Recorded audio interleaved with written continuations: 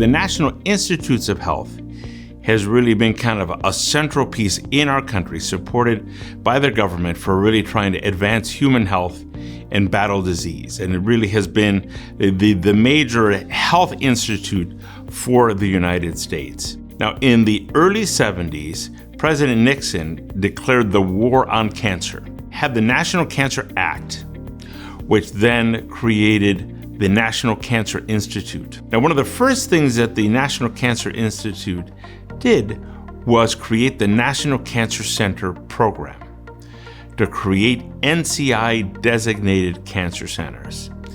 And the vision was that these centers would be centers of excellence for cancer research, but also advancing cancer care and cancer education, and that they would be geographically based as a network really across the United States to have a direct impact and decrease the burden of cancer.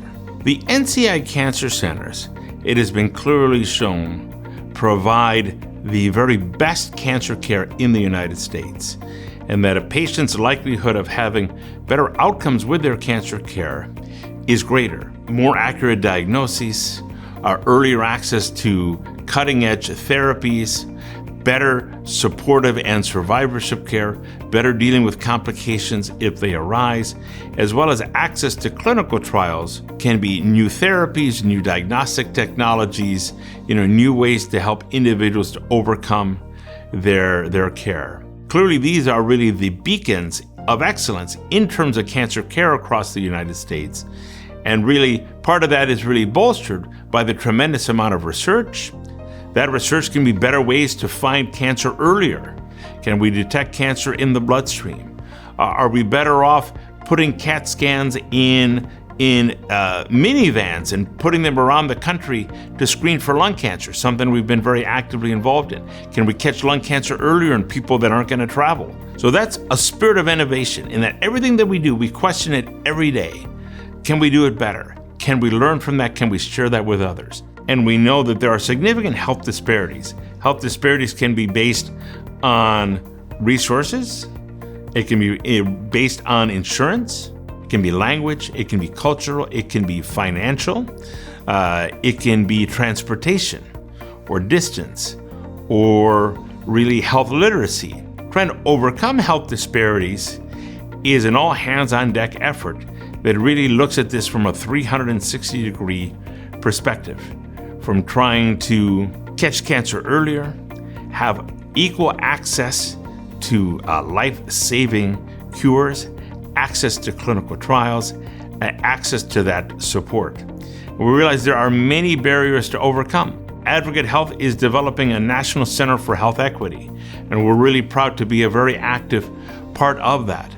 We have multiple different programs, from our Community Outreach and Engagement Program, led by a national leader, Dr. Nadine Barrett, to every aspect of the care here to try to decrease cancer health inequities in every way that we can. This is such an important milestone, not because it sounds neat or from a competition standpoint, but think about the 50 years of impact that this center has had on decreasing the burden of cancer, not only in this community, but really around the world.